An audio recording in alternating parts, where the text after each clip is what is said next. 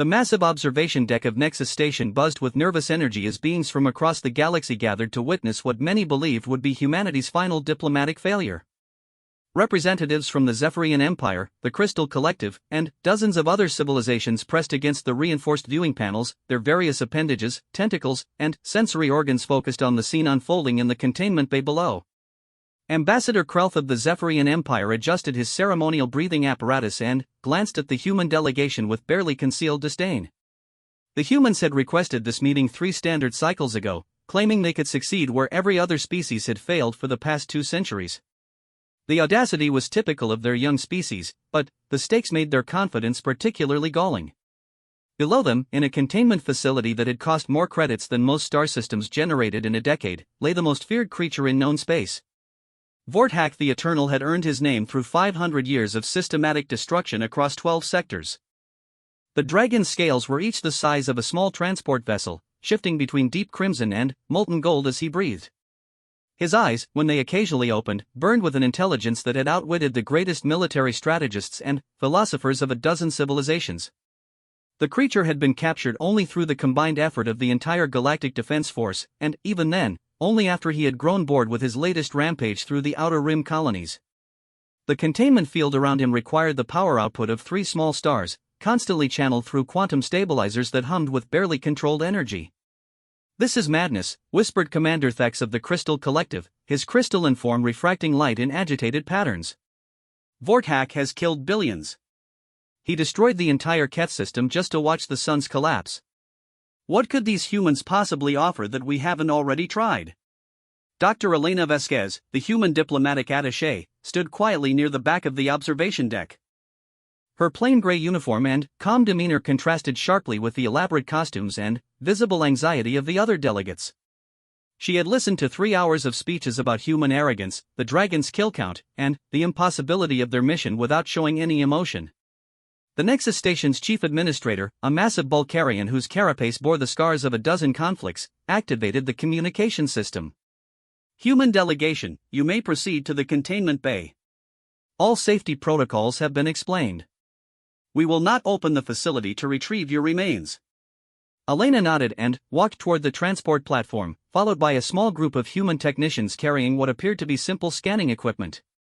The other delegates watched in fascination as the humans showed no signs of fear, prayer, or preparation rituals that typically preceded suicide missions. "They're not even wearing combat armor," noted Senator Vree of the Andromedan Alliance. "Their scanning equipment looks like children's toys compared to the military-grade sensors we've used." As the human transport descended into the containment bay, the temperature readings on the observation deck's displays began climbing rapidly. Vorthak was awakening, and his mere consciousness was enough to superheat the air around him. The dragon's head, easily the size of a small building, lifted slowly from the floor. His eyes opened like twin supernovas, casting dancing shadows across the reinforced walls. Elena stepped off the transport platform and walked calmly toward the containment field. Her team remained by the entrance, their scanners active but their posture relaxed. The dragon's massive head turned toward her, and, for a moment, the only sound in the facility was the steady hum of the containment generators. "Greetings, Vorthak the Eternal," Elena said, her voice carrying clearly through the facility's communication system. "My name is Dr. Elena Vasquez. I represent the human species, and I've come to speak with you." The dragon's response shook the entire station. His laughter was like the sound of colliding asteroids, deep and terrible and filled with genuine amusement. "Another delegation of insects come to plead for their pathetic civilizations," Vorthak rumbled, his voice causing several delegates on the observation deck to clutch at their audio dampeners. "Tell me, little creature, what makes you think you can succeed where the combined wisdom of the galaxy has failed?" Elena stepped closer to the containment field, close enough that the energy discharge from the barriers created small static displays across her uniform. "I'm not here to plead, negotiate, or threaten. I'm here because we found something that belongs to you." The dragon's massive head tilted slightly, an expression that might have been curiosity if it weren't coming from a creature capable of melting planets. "Nothing belongs to me that I cannot take. I have destroyed fleets to claim treasures that pleased me for mere moments. What could your infant species possibly possess that would interest me?" Elena reached into her jacket and withdrew a small device. With practiced movements, she activated a holographic projector that filled the space between her and the dragon with a three-dimensional image. The delegates on the observation deck leaned forward, straining to see what the humans had discovered. The hologram showed a small figure, clearly humanoid but with features that were somehow both alien and familiar. The being appeared to be a child, perhaps 8 or 9 years old by human standards, with pale scales along her arms and neck that caught light the same way Vorthax's hide did. Her eyes held the same burning intelligence as the dragon's, but tempered with something that looked remarkably like loneliness. Vorthax's entire massive body went rigid. The temperature in the containment bay, which had been steadily climbing since his awakening, suddenly spiked beyond the monitoring equipment's ability to measure. Several delegates on the observation deck stepped back instinctively as their heat sensors began issuing warning alerts. "Where did you find this image?" Vorthax's voice had changed completely, losing its mocking tone and taking on an edge that made the station's superstructure vibrate ominously. Elena didn't flinch as pieces of debris began raining down from the ceiling of the containment bay. 3 months ago, our archaeological teams were investigating the ruins on Kepler 442b. We found extensive underground chambers that had been sealed for approximately 500 years. The construction was unlike anything in our databases, so we brought in xenoarchaeology specialists. She gestured, and the hologram shifted to show vast underground caverns carved from solid rock. The architecture was beautiful and alien, with flowing lines that seemed to follow some mathematical principle that human minds could barely grasp. Gardens that had somehow survived 5 centuries of abandonment filled terrace levels, their bioluminescent plants still providing soft illumination. The deeper we excavated, the more personal items we found. Toys, books written in a language our computers couldn't translate, furniture sized for a child. And then, we found her quarters. The hologram changed again, showing a small chamber clearly designed for a young being. The walls were covered with drawings that showed a small figure playing with massive creatures that were unmistakably dragons. In some images, the child was shown reading to the dragons, in others learning to fly while clutched gently in their talons. Vorthax's breathing had become labored, each exhalation superheating the air enough to trigger the containment bay's emergency cooling systems. "You found Aria's home." The name sent a shock wave through the observation deck. Admiral Korvax of the Hegemony Fleet pulled up historical records on his personal display, his multiple eyes scanning data streams rapidly. Aria. Aria the Lost. The dragon-child hybrid that the old texts mention. She was supposed to be a myth. Elena nodded, seemingly unaware of the furious research being conducted above her. Our xenobiologists determined that the chamber had been abandoned suddenly, as if someone had left expecting to return soon. We found genetic material, biological traces that our computers spent weeks analyzing. The results were unprecedented. She paused, looking directly into Vorthax's burning eyes. The DNA showed both human and draconic markers, but not in the way our scientists expected. It wasn't a hybrid in the traditional sense. It was more like a bridge. As if someone had found a way to translate between 2 completely different forms of life. Vorthax's massive claws dug furrows in the containment bay's reinforced floor. Aria was not a translation. She was my daughter, and she was perfect. The simple statement hit the observation deck like a physical blow.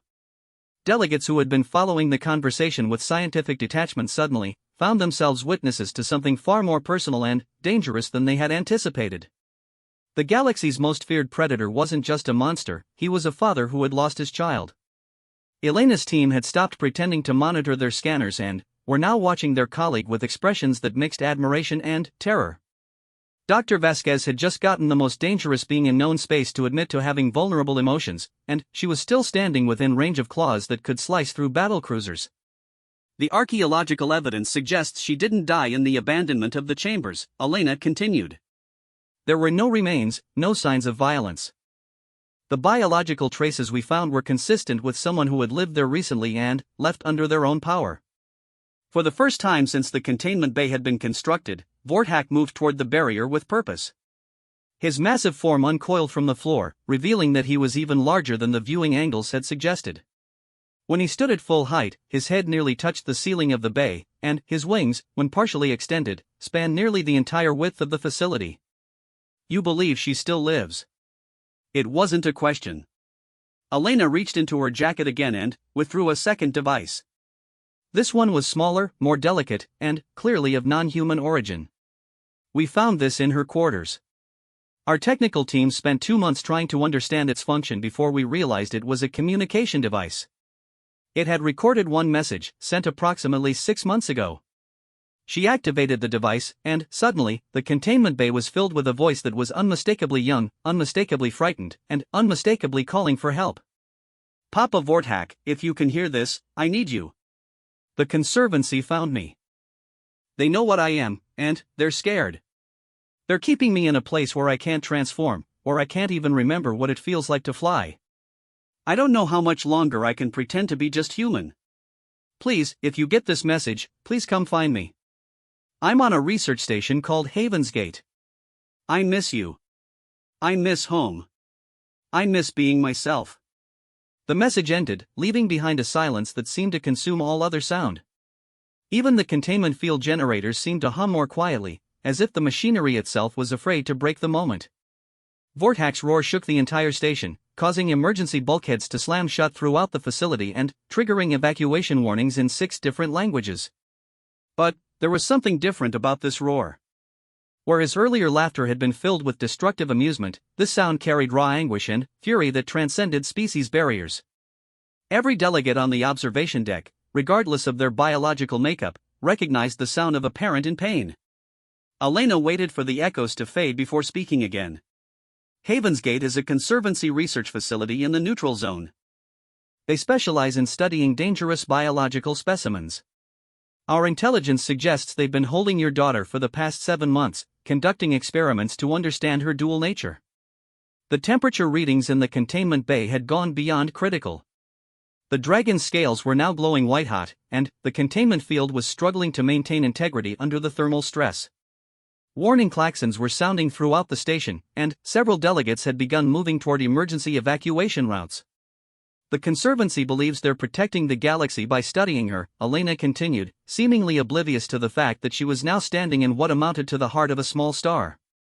"They think understanding the connection between human and dragon biology could lead to weapons that would eliminate what they consider the dragon threat permanently." Vorthak's response was immediate and terrifying. His massive form began to blur as he moved faster than something his size should be able to move. His claws struck the containment barrier with enough force to make the entire station shift in its orbit. Sparks cascaded from the field generators as they struggled to contain energies that were rapidly approaching their design limits. "They dare to experiment on my child." Vorthak's voice had become something beyond sound, a force that seemed to reach into the bones of everyone who heard it. "They cage her like a specimen while she calls for me." Elena stepped closer to the failing containment field, and, for the first time since entering the bay, she showed emotion. Her calm professional demeanor cracked just enough to reveal the fury underneath. "The Conservancy has held her for 7 months.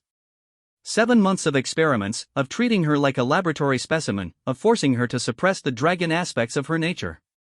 They've been trying to find a way to separate the human and dragon elements of her genetics, believing that doing so would make her safe for society."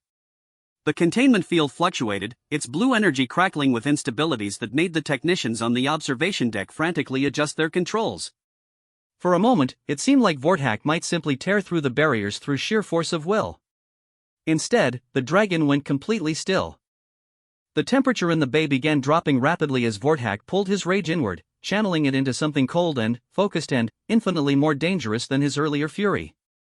"You have given me this information freely," Vorthak said, his voice now carrying a terrifying calm. "Why? What does humanity gain by helping me recover my daughter?" Elena smiled for the first time since entering the containment bay, and there was something in that expression that reminded everyone watching that humans had become a spacefaring species through 5 millennia of warfare, exploration, and sheer stubborn determination. "Because, Vorthak the Eternal, we believe that children should be with their families. And, because the Conservancy has made the mistake of assuming that just because we're young as a species, we don't understand the value of keeping our word to a friend."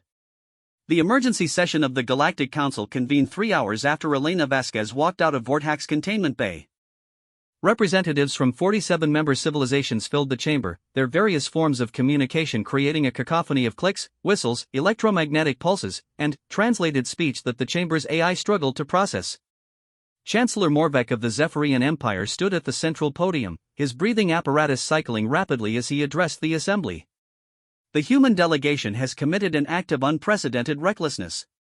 They have provided a Class XII hostile entity with tactical intelligence that could destabilize entire sectors. Elena sat in the human delegations section, flanked by Captain Sarah Chen and Admiral James Morrison. Unlike the agitated representatives around them, the humans appeared calm, almost bored by the proceedings. Elena was reading something on a small tablet while Captain Chen examined her fingernails with the casual attention of someone waiting for a shuttle. The Dragon Vortex has been contained for 18 months through the combined efforts of every major military force in the galaxy, continued Chancellor Morvek. The energy requirements alone have strained the economies of 12 systems. Now these humans suggest we simply release him to conduct a rescue mission in Conservancy space? Senator Vree of the Andromedan Alliance activated his translation matrix, causing his words to echo in 17 different languages simultaneously. The proposal is tactically sound but politically catastrophic. Haven's Gate is a sovereign conservancy facility. Any military action against it would be considered an act of war. Admiral Morrison finally looked up from his personal display, his weathered features showing the kind of patience that came from dealing with bureaucrats across multiple star systems. With respect, Senator, the Conservancy violated their own neutrality agreements when they began conducting military research on a sentient being without proper authorization. The chamber erupted in translated arguments. The Conservancy's representative, Director Nalith, stood from her section near the back of the chamber. Her species communicated through color changes across their chitinous shells, and the rapid spectrum shifts were causing several translation systems to overload. The being you call Aria represents an unprecedented biological weapon. Director Nalith's translated voice carried clearly over the din. Her genetic structure suggests capabilities that could threaten every civilization in this chamber. The Conservancy's research is aimed at understanding and neutralizing this threat before it can be weaponized. Elena finally looked up from her tablet. Director, with respect, your facility has been conducting unauthorized experiments on a 9-year-old child for 7 months. The Galactic Convention on Sentient Rights specifically prohibits such research, regardless of the subject's genetic makeup. Director Nalith's shell flashed an aggressive orange pattern. Aria is not human, despite her appearance. Her draconic heritage makes her a potential threat that supersedes normal protective protocols. Captain Chen leaned forward in her chair, her voice carrying the flat tone of someone stating obvious facts. Director, Aria's mother was human. Her biological records show she was born on the human colony of New Geneva, registered as a citizen, and attended primary school until she was 7 years old. Under human law, she's our citizen regardless of her father's species. The revelation sent a new wave of agitation through the chamber. Several delegates began accessing their personal databases, searching for any record of human-dragon reproductive compatibility. The hegemony's representative, Admiral Korvex, stood to address the chamber. If what the humans claim is accurate, then Aria represents the first confirmed case of successful interspecies reproduction between humans and dragons. The biological implications alone would justify continued research under emergency protocols. Elena stood slowly, her movement commanding attention from every delegate in the chamber. Admiral, the biological implications are interesting from a scientific standpoint, but they don't override the basic fact that she's a child being held against her will and subjected to experiments that are causing her obvious psychological distress. She activated her own holographic display, showing enhanced images from Aria's quarters on the abandoned world. Our xenobiologists identified stress markers in the biological samples we found. Hair follicles showing signs of forced transformation suppression. Skin cells indicating exposure to genetic suppression fields. Blood traces containing artificial inhibitor compounds. The images shifted to show charts and graphs that painted a clinical picture of systematic abuse. The Conservancy has been using drugs and energy fields to prevent Aria from accessing her dragon abilities. The psychological profiles we developed from her personal belongings suggest this suppression is causing her significant trauma. Director Nalith's shell flashed through several color combinations before settling on a pale yellow that the translation systems identified as dismissive. Temporary discomfort is acceptable when weighed against the potential threat her abilities represent.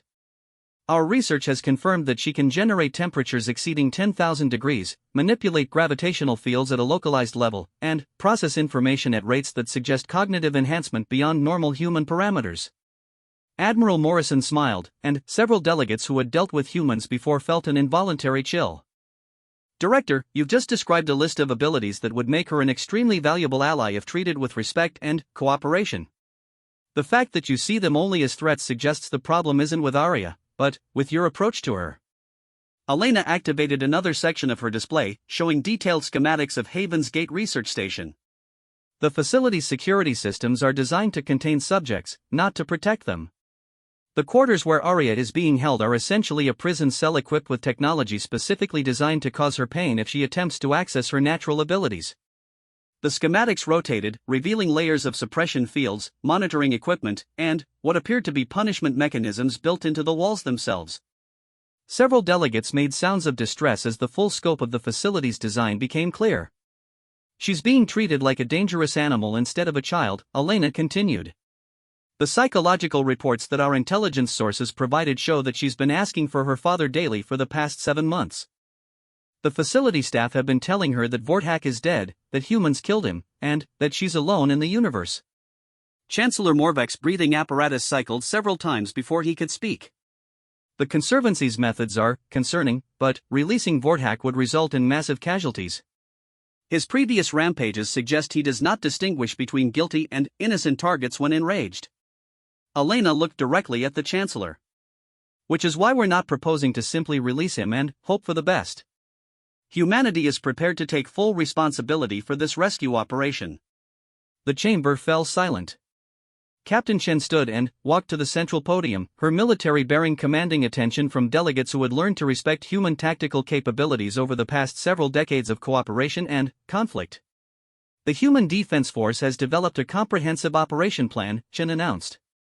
Vorthak will be escorted to Haven's Gate by a full naval task force. The rescue will be conducted under human oversight, with specific protocols to minimize casualties and ensure Arya's safe recovery. Admiral Morrison joined her at the podium. Our intelligence indicates that Haven's Gate currently holds 37 research staff, 43 security personnel, and 12 subjects besides Arya.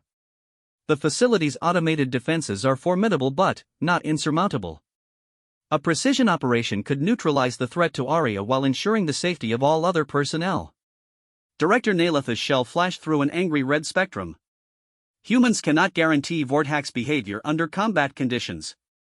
The dragon's psychological profile shows clear indications of berserker rage when his territorial instincts are triggered. A facility holding his offspring would certainly qualify as such a trigger. Elena activated a new display showing brain scans and psychological profiles. Actually, Director, our xenopsychology teams have been analyzing dragon behavioral patterns for the past 3 months. Dragons operate under a complex social structure that prioritizes the protection of offspring above all other considerations. Vorthak's apparent random destructiveness was actually carefully targeted aggression aimed at species and organizations that he perceived as threats to dragonkind. The brain scans showed patterns of neural activity that even non-specialists could recognize as indicating high intelligence and emotional sophistication. Dragons aren't mindless destroyers. They're protective parents operating under a value system that most species simply don't understand. Every one of Vorthak's previous attacks can be traced back to specific threats against dragon settlements or young. Senator Vri leaned forward in his section.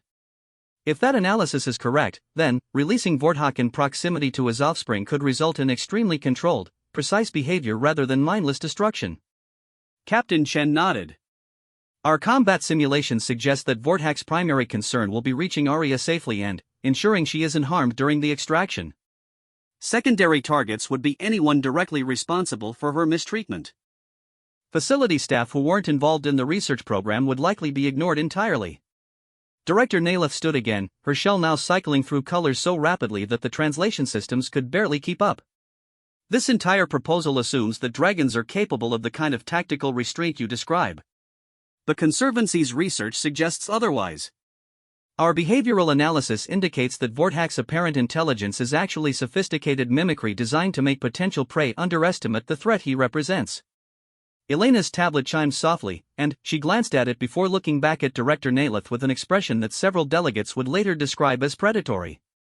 Director, are you familiar with the Kepler incident from 18 months ago? The chamber's lighting systems automatically dimmed as Elena activated a large-scale holographic display. The image showed a massive space battle, with dozens of ships from various civilizations engaging what appeared to be a single dragon in the void between star systems. The official reports described this as a random attack by Vortak on a peaceful trading convoy, Elena continued. But, our analysis of the tactical data tells a different story. The display zoomed in, showing the careful precision with which Vortak had disabled ships rather than destroying them. Weapon strikes that targeted engines and life support systems while carefully avoiding crew quarters. Boarding actions that resulted in specific personnel being captured while others were left unharmed. Vortak wasn't randomly attacking a convoy. He was conducting a surgical strike against specific individuals who had been involved in raids on dragon nesting sites in the Outer Rim. The trading ships were cover for a military operation that had killed dozens of dragon young over a period of 6 months. Admiral Korvex pulled up his own tactical analysis. The precision required for that kind of engagement suggests intelligence and emotional control far beyond what we attributed to dragons previously. Elena nodded. Which brings us to the real reason the Conservancy wants to study Arya. They're not afraid of her abilities. They're afraid that she represents proof that dragons and humans can work together as equals rather than as predator and prey. She gestured, and the holographic display shifted to show intelligence reports from across the galaxy. Over the past 2 years, there have been 17 separate incidents where dragons have provided assistance to human colonies under threat from hostile forces. In each case, the dragons withdrew immediately after the threat was neutralized, asking for nothing in return. The reports painted a picture of careful cooperation that had been deliberately suppressed or misrepresented by various governmental and military organizations. Dragons arriving to defend human settlements from raiders, providing medical assistance using their natural abilities to generate specific types of energy, even helping with terraforming projects by using their temperature control abilities to accelerate atmospheric processing. The galaxy's various governments have been treating dragons as monsters to be contained rather than as a species to be understood, Elena continued. Arya represents the possibility of formal diplomatic relationships, of treating dragons as equals rather than as threats to be managed. Chancellor Morvek's breathing apparatus had been cycling steadily faster as the implications of Elena's presentation became clear.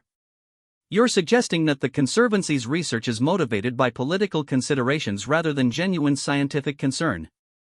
Director Nalitha's shell went completely dark, a color pattern that the translation systems identified as indicating extreme agitation or fear.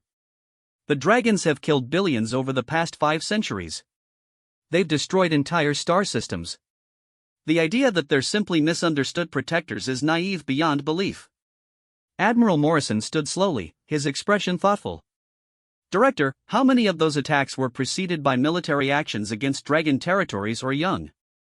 The question hung in the air like a challenge. Director Nalitha's shell remained dark as she accessed her personal files, cross-referencing historical records with the new perspective the humans had provided. Elena activated one final display, showing a comprehensive timeline of dragon civilization interactions over the past 500 years. Every major dragon attack in recorded history was preceded by what dragons would consider acts of war against their species. Raids on nesting sites. Attempts to capture dragon young for study. Military expeditions into dragon territory. The pattern was undeniable once presented clearly. What various civilizations had recorded as unprovoked attacks were actually retaliatory strikes against specific threats. The random destruction that had terrorized the galaxy for centuries was actually precision warfare conducted by beings who valued their young above everything else. Vortak's attacks weren't random, Elena concluded. They were a father's attempt to protect his species from civilizations that saw dragons as resources to be exploited rather than as beings to be respected. And now those same civilizations are experimenting on his daughter while telling her that her father is dead and that no one is coming to save her. The chamber fell into a silence that carried the weight of centuries of misunderstanding. Every delegate was forced to confront the possibility that their species had been not just wrong about dragons, but actively complicit in actions that any parent would consider unforgivable. The human fleet that assembled at the Nexus station 3 days later was unlike anything the galaxy had seen before. Rather than the massive dreadnoughts that most species preferred for major operations, the humans had brought a collection of sleek, fast ships designed for precision work. The flagship was the HDFS Diplomatic Immunity, a vessel whose name had caused considerable concern among the Conservancy's legal team. Captain Chen stood on the bridge of the Diplomatic Immunity, watching as the final preparations were completed on Vortak's transport. The Dragon had been moved to a specially modified cargo hauler, its containment systems redesigned to allow him freedom of movement while preventing him from simply tearing through the hull and flying to Haven's Gate under his own power. Transport 7 reports all systems green, announced Lieutenant Torres from the communication station. Vorthack is secure and ready for jump. Elena entered the bridge carrying a tablet full of last-minute intelligence updates from their sources in Conservancy space. Haven's Gate received a priority transmission from Conservancy Central Command 6 hours ago. They're accelerating their research timeline. Captain Chen turned away from the tactical displays. Meaning? Elena's expression was grim. Meaning they're going to attempt the separation procedure on Arya tomorrow. According to our medical consultants, the process has a 30% survival rate under ideal conditions. The Conservancy knows we're coming, and they're planning to complete their research before we can stop them. The bridge crew went silent as the implications sank in. Dr. Martinez, the fleet's chief medical officer, had been very clear about what the separation procedure would entail. The Conservancy planned to use a combination of genetic therapy and energy manipulation to forcibly separate the human and dragon elements of Arya's biology, believing that doing so would make her safe for normal society. What they don't understand, Dr. Martinez had explained during the briefing, is that Arya's dual nature isn't like mixing two different chemicals that can be separated later. Her human and dragon aspects are integrated at a fundamental level. Trying to separate them would be like trying to separate someone's brain from their nervous system while they're still alive. Captain Chan activated the fleet communications array. All ships, this is diplomatic immunity. We are moving to emergency acceleration protocols. Jump in 30 minutes. She turned to Elena. Any word from our passenger about the timeline change? Elena consulted her tablet. Vorthack's response was colorful. The containment base temperature sensors registered a 15-degree spike when we told him. The transport crew had to increase cooling by 40% to keep the system stable. Through the bridge's main view screen, they could see Transport 7, its hull glowing slightly from the heat generated by its passenger. Vorthack had been surprisingly cooperative during the loading process, but his emotional state was clearly affecting the ship's environmental systems. Ma'am, Lieutenant Torres called from communications, we're receiving a priority transmission from Galactic Council Command. Chancellor Morbeck wants to speak with you directly. Captain Shen sighed and activated her personal communication station. The Chancellor's image appeared on her screen, his breathing apparatus cycling rapidly with what appeared to be extreme agitation. Captain Chan, the Conservancy has filed formal protests with the Galactic Council. They claim that any military action against Haven's Gate will constitute an act of war against a neutral research facility. Chen's expression didn't change. Chancellor, with respect, the Conservancy lost their neutral status the moment they began conducting unauthorized research on a human citizen. We're not conducting a military action. We're executing a child custody transfer. The Chancellor's breathing apparatus made a sound that the translation systems identified as either laughter or choking. Captain, you are bringing the galaxy's most dangerous predator to a research facility while accompanied by a fleet capable of reducing entire planets to rubble. That hardly qualifies as a routine custody transfer. Elena moved into the communication pickups range. Chancellor, we've provided the Conservancy with detailed custody documentation. Arya is a human citizen being held illegally. Her father has requested transfer to human custody for her protection and medical treatment. Under interspecies child welfare protocols, we have not only the right but the obligation to ensure her safety. Chancellor Morbeck was quiet for several moments, reviewing documents on his personal display. The legal precedent is unprecedented. But the potential for catastrophic casualties remains concerning. What assurances can you provide that Vorthack will not simply destroy the entire facility? Captain Chan activated a tactical display showing the fleet's formation. Chancellor, we've positioned our ships to provide overlapping coverage of Haven's Gate's entire perimeter. If Vorthack shows any signs of losing control, we can neutralize him before he reaches the station. The statement was delivered with the calm confidence that had made human military forces both respected and feared across the galaxy. The Chancellor's breathing apparatus cycled several times before he could respond. Captain, the weapons required to neutralize Vorthack would also destroy Haven's Gate and everyone aboard it. Chen nodded. Yes, sir. Which is why we're very motivated to make sure this operation goes smoothly. The transmission ended with the Chancellor's image flickering out mid-sentence, leaving the bridge crew in uncomfortable silence. Elena looked at Captain Chen with a mixture of admiration and concern. That was either the most diplomatic threat I've ever heard, or the most threatening piece of diplomacy. Captain Chen smiled grimly. Both. The Conservancy needs to understand that we take child welfare seriously. Sometimes the best way to prevent violence is to make the alternative very clear. Lieutenant Torres looked up from her station. Ma'am, we're receiving a communication request from Transport 7. Vortak wants to speak with Dr. Vasquez directly. Elena moved to the communication station and activated the visual link. The screen showed the interior of the transport's modified cargo bay, where Vortak lay curled in what appeared to be a meditative position. His massive eyes opened as the connection established, and Elena was struck again by the intelligence visible in their burning depths. Dr. Vasquez, Vortak's voice rumbled through the ship's speakers, causing several crew members to adjust their audio levels. Your species continues to surprise me. I had expected betrayal by now. Elena looked directly into the camera pickup. Vortak, we gave you our word. Humans don't break their word, especially when it comes to protecting children. The dragon's massive head tilted slightly, an expression that might have been curiosity. Your fleet is armed with weapons capable of destroying me. Your captain made that clear in her conversation with the Chancellor. Yet you allow me to remain conscious and unrestrained.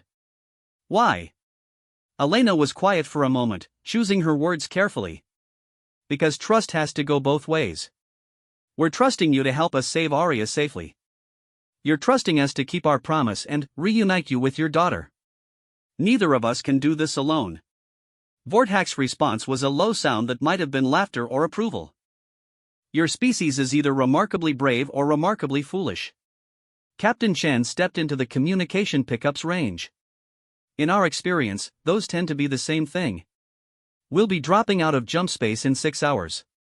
Are you ready for this? Vortak's eyes blazed brighter, and the transport's heat sensors registered another temperature spike. I have been ready for 7 months. The question is whether the Conservancy is ready for the consequences of their actions. The communication channel closed, leaving the bridge crew to contemplate the implications of what they were about to attempt. Elena returned to her tactical displays, reviewing the intelligence reports one final time. Havensgate was a massive research facility, home to over 200 staff members and dozens of research subjects representing various species across the galaxy. The station's defenses were formidable, designed to prevent both escape attempts from dangerous subjects and rescue efforts from concerned governments. But the facility's designers had never anticipated having to defend against something like Vortak. Dragons operated in space as easily as an atmosphere, capable of surviving in vacuum and maneuvering with an agility that defied physics as most species understood it. The station's weapon systems were designed to stop ships, not individual organisms capable of generating their own heat shields and gravitational manipulation fields. Dr. Vasquez, Lieutenant Torres called from communications, were receiving updated intelligence from our sources inside Havensgate. The separation procedure has been moved up again. They're beginning preliminary preparations now. Elena felt her blood turn cold as she read the intelligence report. The Conservancy wasn't just planning to separate Arya's human and dragon aspects. They were planning to preserve only her human elements, considering her dragon heritage too dangerous to allow to survive even in a modified form. They're not trying to help her, Elena said quietly. They're planning to commit murder and call it medical treatment. Captain Chen immediately activated the fleet communications array. All ships, this is diplomatic immunity. We are moving to combat acceleration. Jump in 10 minutes. This is no longer a rescue operation. This is a race against time. She turned to Elena. How long do we have? Elena consulted her tablet, her face pale as she processed the medical data. The preliminary procedures take 4 hours. Once they begin the actual separation, Arya has maybe 20 minutes before the process becomes irreversible. Transport 7's hull was now glowing visibly as Vortak's emotional state affected the ship's thermal systems. The dragon had somehow become aware of the timeline change, and his response was causing the transport's crew to implement emergency cooling protocols. Ma'am, Lieutenant Torres announced, Vortak is requesting immediate release from the transport. He wants to proceed to Haven's Gate independently. Captain Chen shook her head. Negative. If he arrives alone, the Conservancy will have time to complete the procedure before he can reach Arya. We go in together, or this entire operation fails. Elena activated the communication channel to Transport 7. Vortak, I know you want to reach Arya immediately. But, if you attack the station without backup, they'll complete the separation procedure before you can stop them. The only way to save her is to trust us to do this right. Vortak's response shook the entire fleet. His roar of frustration was powerful enough to cause resonance effects in the hulls of nearby ships, triggering structural stress warnings across multiple vessels. They are murdering my daughter while we debate tactics. Vortak's voice carried an edge of desperation that made even the experienced military crew feel uncomfortable. Every moment we delay brings her closer to death. Elena closed her eyes, feeling the weight of responsibility for both Arya's life and the lives of everyone in the fleet. Vortak, if you attack the station directly, they'll use Arya as a hostage. The Conservancy knows they can't stop you by force, but they can threaten to kill her if you don't surrender. The only way to prevent that is to neutralize their ability to threaten her before they know you're coming. The dragon went silent, and the transport's temperature readings began dropping as he pulled his rage inward. When he spoke again, his voice carried the cold precision of a predator planning an attack. What do you need me to do? Captain Chen activated the tactical displays, showing detailed schematics of Haven's gate structure. The facility has multiple redundant security systems. We need you to disable their external defenses while our ships handle the approach. Once we're in position, you can breach their containment levels directly while our teams secure the control centers. Elena added her own analysis. The research labs where they're holding Arya are in the station's core, surrounded by multiple containment barriers and security checkpoints. A frontal assault would give them time to complete the procedure. But, if we can coordinate our attack to hit multiple objectives simultaneously, we can prevent them from using her as a bargaining chip. Vortak studied the tactical displays, his massive intellect processing the complex coordination required for the operation. Your plan requires precise timing and trust between our forces. Are your people capable of maintaining that coordination while operating alongside a dragon in combat conditions? Captain Chen looked around the bridge at her crew, seeing the same determination in their faces that had carried humanity through 5 millennia of challenges. Vortak, we've spent the last 3 months training for exactly this scenario. My people know their jobs, and they know what's at stake. The dragon's eyes blazed with something that might have been approval. Then, let us proceed. But, understand, Dr. Vasquez, Captain Chen, that if your tactics fail and Arya dies because of our delay, I will hold your entire species accountable. Elena nodded, accepting the weight of the threat. Understood. And, if our tactics succeed, you'll have your daughter back, and the galaxy will finally understand that dragons aren't monsters to be feared, but parents willing to do anything to protect their children. The fleet entered jump space with Vortak's laughter echoing through the communication channels, a sound that combined anticipation, fury, and something that might have been hope. Haven's Gate research station hung in the void like a mechanical spider, its multiple arms extending into space while its central core pulsed with the light of ongoing experiments. The facility was designed to be both fortress and laboratory, its hull bristling with defensive systems that had been tested against the most advanced military technologies in the galaxy. What its designers had never tested those systems against was the coordinated assault of a human fleet supported by an enraged dragon. In the station's deepest research level, Dr. Kes Naleth stood before a surgical table where 9-year-old Arya lay unconscious, her small form surrounded by medical equipment that hummed with malevolent purpose. The child's pale scales caught the harsh laboratory lighting, creating patterns that spoke of beauty and wonder rather than the threat the Conservancy believed her to represent. Begin the preliminary genetic mapping, Dr. Naleth instructed her surgical team. We need complete separation between the human and draconic elements before the rescue fleet arrives. The lead surgeon, Dr. Voth, hesitated as he reviewed the procedure protocols. Director, the survival rates for this process are extremely low. Perhaps we should consider alternative approaches that might preserve more of the subject's original biology. Dr. Naleth's shell flashed an angry orange. The draconic elements represent an unacceptable threat to galactic security. Complete separation is the only option that guarantees the safety of civilized space. What Dr. Naleth didn't mention was that her research had revealed something that terrified her more than Arya's abilities. The child's unique biology wasn't just a fusion of human and dragon traits. It was an evolutionary step forward that suggested the possibility of a hybrid species capable of bridging the gap between the galaxy's most feared predators and its most adaptable survivors. The genetic scans displayed on the laboratory's monitoring systems showed cellular structures that defied conventional understanding of biological compatibility. Aria's human DNA hadn't been altered to accommodate dragon characteristics. Instead, her dragon heritage had somehow adapted itself to enhance rather than replace her human elements. The child represents a biological impossibility that could revolutionize our understanding of evolution itself, Dr. Voth continued, studying the readouts with scientific fascination. Destroying those genetic structures would be like burning the Library of Alexandria to prevent people from learning to read. Dr. Naleth moved to the surgical controls, her movements sharp with irritation.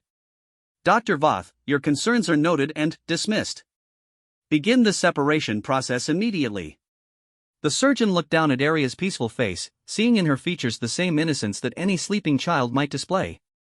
Her breathing was steady despite the neural suppressors keeping her unconscious, and, occasionally her lips would move slightly, as if she were dreaming of happier times.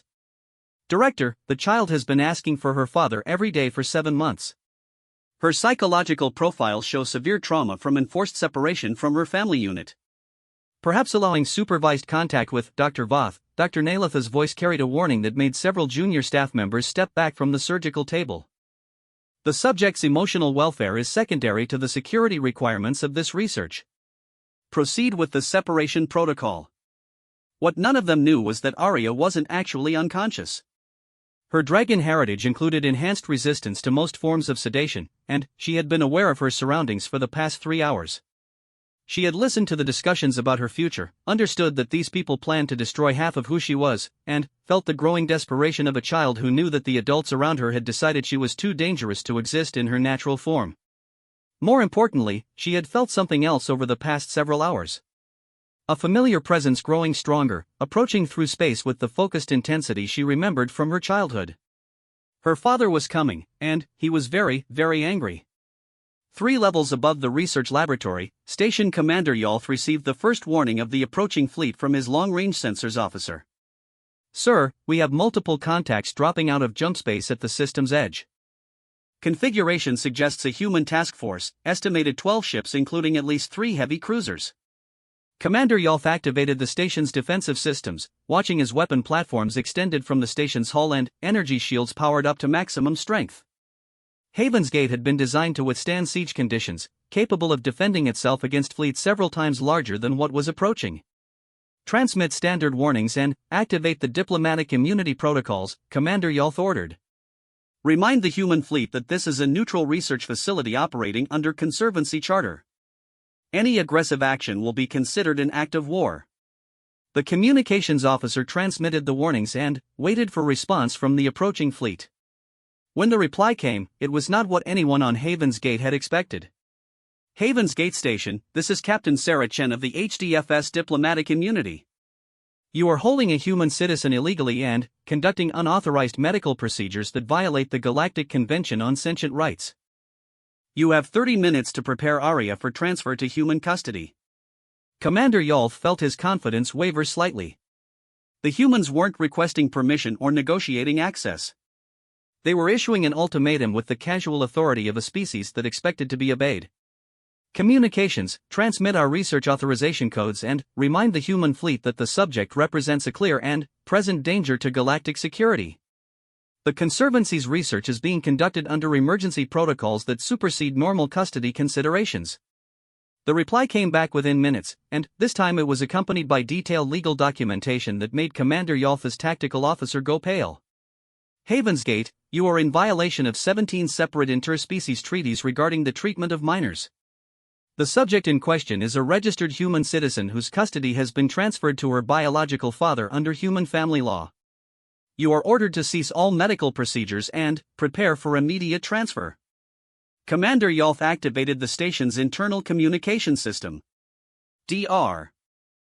Naleth, how long until the separation procedure is complete? Dr. Naletha's voice came back through the speakers with barely concealed irritation. The genetic mapping is taking longer than anticipated. The subject's biology is more complex than our initial scans suggested.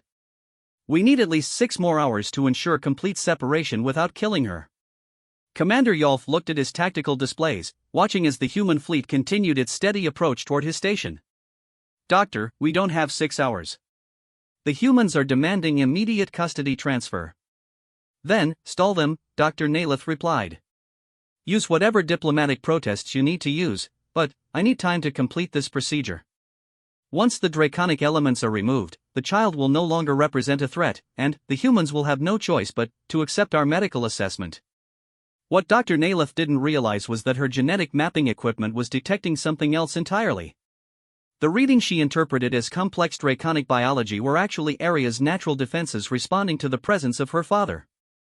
Her dragon heritage was awakening in response to Vorthak's approach, preparing her body for the reunion she had dreamed about for 7 months. In Transport 7, Vorthak felt the change in his daughter's biological state like a physical shock. The neural link that existed between dragons and their offspring, dormant for months due to the Conservancy's suppression fields, was suddenly blazing to life as Arya's natural abilities began overriding their technological constraints. "She's fighting them," Vorthak announced to the fleet, his voice carrying an edge of fierce pride. "Arya is resisting their procedures. She knows we're coming." Elena consulted her medical displays, watching as the bioscanners detected massive energy fluctuations from Haven's Gate. "Vorthak, if Arya's abilities are awakening while she's on the surgical table, she could accidentally hurt herself trying to escape." The dragon's response was immediate and terrifying. "Then, we stop wasting time with subtle approaches." Before anyone could respond, Vorthak tore through the side of Transport 7 like it was made of paper. The ship's emergency systems screamed warnings as atmospheric pressure equalized violently, but the dragon was already gone, accelerating toward Haven's Gate with a speed that defied every principle of physics the fleet's tactical officers understood. Captain Chen immediately activated emergency protocols. "All ships, combat formation." Vorthak just went independent. "We have maybe 5 minutes before he reaches the station." Elena watched through the bridge's main viewscreen as Vorthak approached Haven's Gate like a living missile. His massive form was wreathed in energy that bent light around him, creating visual distortions that made him appear larger and more terrifying than even his actual impressive size would suggest. "Captain," Lieutenant Torres announced from communications, "Haven's Gate is powering up their defensive weapons. They're preparing to fire on Vorthak." Chen immediately activated the fleet's targeting systems. "All ships, target Haven's Gate's weapon platforms. Fire on my command." The space around Haven's Gate erupted in light as the station's defensive systems opened fire on the approaching dragon. Particle beams and missile volleys that could have destroyed entire squadrons of fighters struck Vorthak directly, only to scatter harmlessly around the gravitational fields he generated as naturally as breathing. The dragon's response was swift and surgical. Instead of simply destroying the weapon platforms, he disabled them with precise strikes that left the station's defensive systems intact but inoperative. Within minutes, Haven's Gate was completely defenseless, its weapons darkened, its shields fluctuating as Vorthak's presence interfered with their power generation systems. "He's not destroying the station," Elena observed with amazement. "He's neutralizing their ability to threaten Arya while leaving the rest of the facility intact." Commander Yolf watched his defensive systems fall silent one by one, realizing that his fortress had become a prison with Vorthak as the warden. "All sections, prepare for boarding. The dragon is approaching the main docking bay." But Vorthak had no interest in docking bays or conventional approaches. Instead, he landed on the station's hull directly above the research levels, his claws finding purchase on the reinforced metal as if it were soft earth. The station's emergency systems detected massive hull stress as the dragon began tearing through layers of armor plating with surgical precision. In the research laboratory, Dr. Naleth felt the station shudder as Vorthak began his direct approach to his daughter. "Activate the emergency lockdown protocols. Seal all access to this level." The laboratory's security systems engaged, creating multiple barrier fields between the research level and the rest of the station. Dr. Naleth turned back to the surgical table, where Arya lay surrounded by humming medical equipment. "Begin the separation procedure immediately," she ordered. "We may not have time for complete genetic mapping." Dr. Voth looked at the readings on his instruments and felt his scientific integrity override his fear. "Director, the subject's biology is undergoing massive changes. Her cellular structure is shifting in ways that suggest natural metamorphosis rather than genetic instability. Attempting separation now could trigger system-wide biological failure. Dr. Nalith ignored the warnings and reached for the surgical controls herself. The draconic elements must be removed before the subject becomes too dangerous to contain. What happened next would be replayed in medical schools across the galaxy for decades to come. As Dr. Nalith activated the separation equipment, Arya's eyes opened for the first time in hours. They weren't the innocent brown eyes of a human child. They were the blazing golden eyes of a dragon who had just realized that someone was trying to hurt her while her father was coming to rescue her. The laboratory's equipment overloaded as Arya's awakening abilities generated electromagnetic pulses that fried every sensitive instrument in the room. The surgical table beneath her began to glow cherry red as her natural body heat spiked beyond anything the facility's systems could contain. "Papa," Arya whispered, her voice carrying clearly through the laboratory despite the chaos around her. "Papa, I'm here." Above them, Vortak's roar of response shook the entire station as he tore through the final layers of hull plating separating him from his daughter. The sound carried love, fury, and the promise that nothing in the universe would prevent him from reaching the child who had been calling for him for 7 long months. Dr. Nalith stepped back from the surgical table, finally, understanding that she wasn't dealing with a specimen to be studied. She was standing between a dragon and his child, and that was a position that no amount of scientific curiosity could justify. "Arya," she said quietly, "we were trying to help you. We were trying to make you safe." Arya sat up on the surgical table, her small form radiating heat that made the air shimmer around her. When she spoke, her voice carried the authority of someone far older than her apparent years. "I was already safe," she said simply. "I was safe with my family, until you took me away from them." The ceiling above the laboratory erupted in sparks and molten metal as Vortak completed his entrance. The dragon's massive form filled the space above them, his eyes blazing as he looked down at his daughter surrounded by the equipment that had been used to torture her for months. And, in that moment, as Arya reached up toward her father with the trusting joy of a child who knew she was finally safe, every observer in the laboratory understood that they were witnessing something that transcended their previous understanding of both dragons and humans.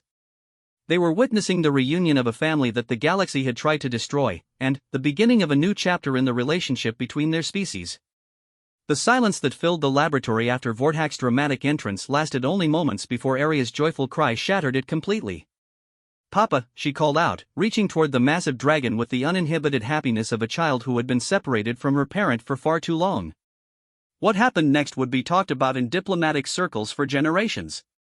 Vortak the Eternal, the galaxy's most feared predator, the destroyer of fleets and consumer of suns, gently lowered his massive head until his daughter could wrap her small arms around his snout. The gesture was so tender, so obviously natural, that even Dr. Nalith found herself stepping forward rather than away. "My little star," Vortak rumbled, his voice barely above a whisper but still causing dust to fall from the damaged ceiling. "Are you hurt? Did they harm you?" Arya pressed her face against her father's scales, and, for the first time in 7 months, she looked like exactly what she was, a 9-year-old child who had missed her parent terribly. "I'm okay now, Papa. I knew you would come. I knew you wouldn't forget about me." Dr. Voth, who had spent the past several hours arguing against the separation procedure, found himself experiencing something he hadn't expected: professional curiosity overtaken by simple human decency. Watching the interaction between Vortak and Arya, he realized that his scientific training had prepared him to study biological specimens, but not to observe a family reunion. Elena's voice came through the laboratory's communication system as the human fleet established contact with the station's internal networks. "Vortak, this is Dr. Vasquez. Is Arya safe?" Vortak's massive eyes never left his daughter as he responded. "She is safe now. But, Dr. Vasquez, the equipment they have used on her, it was designed to cause pain when she accessed her natural abilities. They have been torturing her for months." The temperature in the laboratory began rising as Vortak's anger reasserted itself. Several pieces of medical equipment started smoking, and Dr. Nalith realized that her presence might soon become very problematic. "Vortak," Elena's voice carried clearly through the speakers, "we need to get Arya medical attention to make sure the procedures they attempted didn't cause any permanent damage. Can you bring her to the docking bay where our medical team is waiting?" Arya looked up at her father with concern. "Papa, are you going to hurt the doctors? Some of them tried to help me." Dr. Voth argued with Director Nalith about the surgeries. Vortak's gaze shifted to Dr. Voth, who found himself being evaluated by an intelligence that was clearly far superior to his own. The dragon's eyes burned as he processed what his daughter had told him, weighing her words against his own desire for retribution. Dr. Voth, Vortak's voice carried an edge that made the surgeon's hands shake. You argued against procedures that would have killed my daughter. Dr. Voth straightened, finding courage he didn't know he possessed. The separation protocol was medically unnecessary and extremely dangerous. I believed then, and I believe now, that Arya's dual nature is a biological marvel that should be celebrated, not destroyed. The dragon considered this for several moments while Arya climbed carefully onto his neck, settling into a position that was clearly familiar to both of them. Dr. Voth, you will accompany us to ensure that Arya has suffered no lasting harm from the Conservancy's procedures. You will also provide complete records of everything that was done to her during her captivity. It wasn't a request, and Dr. Voth nodded quickly. Of course. I've already downloaded all of her medical files to a portable storage device. The complete records of her treatment are available for your review. Dr. Naleth, who had remained silent during this exchange, finally found her voice. Vortak, the Conservancy was acting under legal authority to study dangerous biological anomalies. Your daughter represents a potential threat that. The rest of her words were lost as Vortak's roar filled the laboratory. The sound was so powerful that it shattered several pieces of equipment and triggered emergency evacuation alarms throughout the station. But Arya, riding securely on her father's neck, simply patted his scales in a calming gesture. Papa, she's just scared, Arya said quietly. She doesn't understand that I'm not dangerous unless someone tries to hurt me or my family. Vortak's attention shifted to his daughter, and his expression softened immediately. You are wise, little star. But these people separated you from your family and caused you pain for 7 months. They must answer for their actions. Arya considered this with the seriousness of someone far older than her apparent years. Can we make them understand instead? I don't want other children like me to be hurt because people are afraid. Elena's voice came through the communication system again. Vortak, we have Conservancy officials demanding immediate negotiations. They want to discuss custody arrangements and research protocols. Vortak's laughter was like the sound of distant thunder. They wish to negotiate after 7 months of torturing my child? Tell them that custody has been resolved. Arya is coming home. Arya looked down at Dr. Naleth, who was watching the family interaction with a mixture of fascination and terror. Director Naleth, can I ask you something? Dr. Naleth nodded, unable to trust her voice. Why did you think I was dangerous? I never hurt anyone. I just wanted to go home and see my papa. The simple question hit Dr. Naleth with more force than any of Vortak's threats. Looking at the child, seeing the genuine confusion and hurt in her expression, the director realized that her entire approach to the situation had been fundamentally wrong. We were afraid, Dr. Naleth admitted quietly. Your abilities are beyond anything we understand. The combination of human intelligence and dragon power, we thought it could lead to conflicts that would destroy civilizations. Arya tilted her head, considering this. But Papa has dragon power, and he only uses it to protect dragons and help people. And I have human thinking, so I understand why people get scared. Doesn't that mean I could help humans and dragons understand each other better? The insight was so obvious and so profound that Dr. Voth felt like applauding. A 9-year-old child had just articulated the solution to 5 centuries of interspecies conflict, and she had done it while sitting on the neck of the galaxy's most feared predator. Elena's voice came through the speakers with barely concealed excitement. Arya, that's exactly what we've been hoping for. Your existence proves that humans and dragons don't have to be enemies. We can be family. Vortak began moving carefully through the damaged laboratory, his massive form flowing with surprising grace as he avoided stepping on equipment or personnel.